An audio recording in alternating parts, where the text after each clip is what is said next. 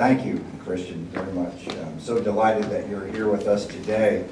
Your presence today, and indeed your participation in this process from the very beginning when you were part of the original advisory committee, and I don't know if you had any idea you would end up as the head of DBED at that time, but you were a part of this from the very beginning. And I think that underscores your recognition, your authentic and genuine recognition that the arts is so important to Maryland's economy and quality of life. And I know I speak for many, if not everyone in the arts community that is really embracing your leadership and looking forward to working very collaboratively and closely with you as a strong arts supporter that we know you are, and that you see the mission of DBED in terms of economic development, retaining and creating jobs, and vibrant cultural economies as very important inclusion of the arts and the arts sector in that mission. So we're glad you're there. We're glad you're here. Thank you. And I want to echo the thanks to David Terry for hosting. And again, this is sort of full circle for us. We started here a year ago, and here we are back to launch. I would like to thank Hannah Byron and Andrea Bruneau for their strong support throughout this process. And I also want to recognize Kelly Barstate, who is here from the National Assembly of State Arts Agencies and a valued member of our planning team from the beginning. Thank you. And also our great musicians, John Durker, Lafayette Gilchrist. You're great. They'll be back. Don't go away. The arts community in Maryland is an amazing force. So many people have credit and a hand and participation in fashioning this plan. It's really impossible to adequately thank everyone, although we certainly tried earlier on the screen here to feature the faces and names of hundreds and literally who participated in the process. But let me instead offer my personal thanks to the Arts Council staff, to my colleagues on the Arts Council and the Public Arts Commission, to the members of the General Operating Support Study Group, and to Imagine Maryland Advisory Committee, and although he's not here today, to Maryland's consultant over this past year, Maury Warshawski. For 40 years, Maryland has been a leader in supporting the arts. Despite a national recession in FY09, Maryland led the nation in per capita public funding for the arts, second only to Hawaii. I should have known that. True. And I would like to give a shout out here to the Maryland Citizens for the Arts, who are the premier, I would say, the best advocacy group in the country in a state advocating for public funding for the arts on a state level. Just a great job they did this session, and I really want to commend Doug Michael,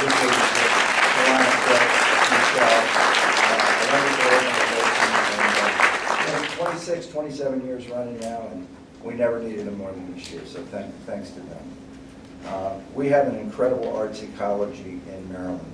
Hundreds of nonprofit organizations employ over 15,000 people, generating $1 billion economy.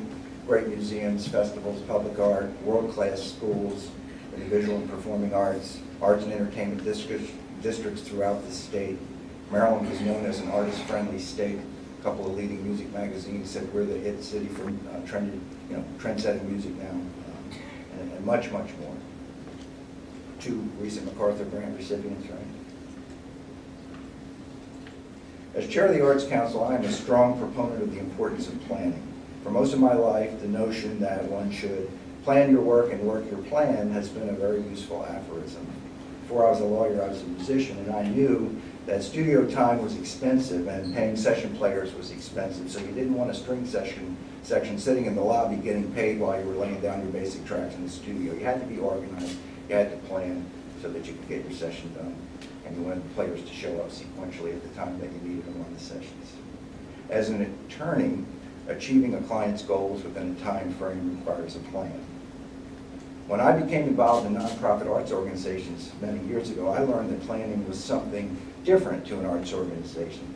It was something that they did every 3 to 5 years, sort of like an expensive and time-consuming bonding experience that was soon forgotten until the next generation of board members came along and dusted off the plan and said, hey, we need a strategic plan, and then you hired consultants and did it all over again. And for a time, I was very cynical about planning, because in practice it seemed that organizations often planned their work, but they didn't work their plans. And I came to realize and believe really that the real value in planning was not in what you did with the plan, it was just going through the exercise. You got to know everyone, you bought in, we called it the buy-in, so everybody bought into the mission. Maybe you reframed the mission or vision a little bit to get it just right, you reinvented yourself a little bit. But basically this was something that periodically had value to the organization, and that's pretty much what I believed. And then, as chair of the Mid-Atlantic Arts Foundation some years ago, I became involved in a planning process that didn't end when the plan was in the final draft.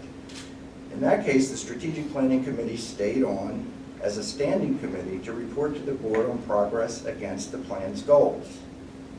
Later, I chaired the Strategic Planning Committee for the Creative Alliance, which similarly chose to make measuring performance against plan goals an ongoing process.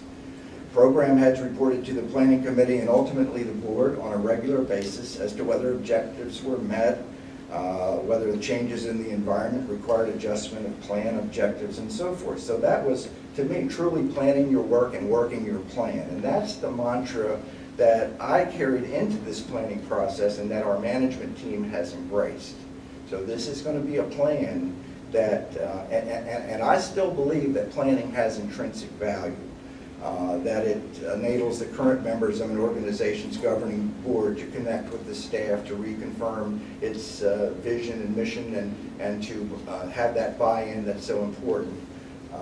But that's why we were determined to accomplish both objectives. First, to strengthen the relationship between the Arts Council staff and the Council, and also with our external stakeholders' involvement with the Council through a series of strategic planning retreats, roundtable discussions. Many of you participated in these.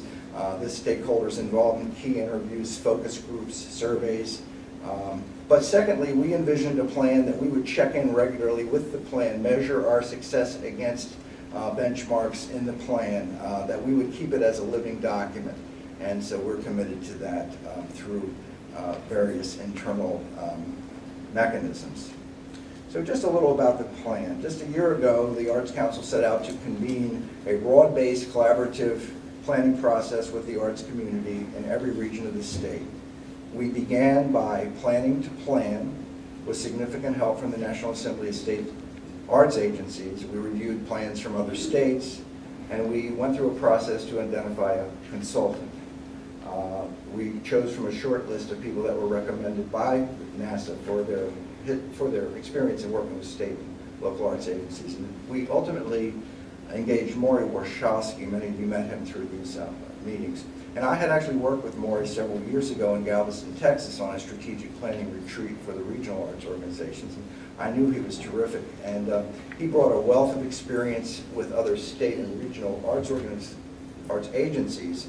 And in fact, you might say he wrote the book on it because he is the author of a planning toolkit for state arts agencies, which is used by many state arts agencies for designing and implementing strategic plans.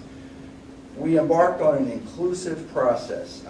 We convened regional and issue-based forums to help capture and take into account to the greatest extent possible the input, ideas, and concerns of Maryland artists and arts organizations, reflecting geographic, ethnic, arts discipline, economic, and other perspectives.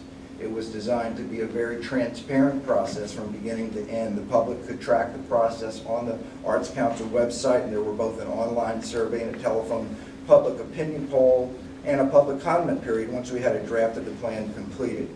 At the conclusion of the data gathering, Maury Warshawski told the Council that Maryland's plan was the most inclusive strategic plan ever conducted by a state arts agency to his knowledge. And that's from the guy that wrote the book on it. So I feel that we did achieve our objective in that sense.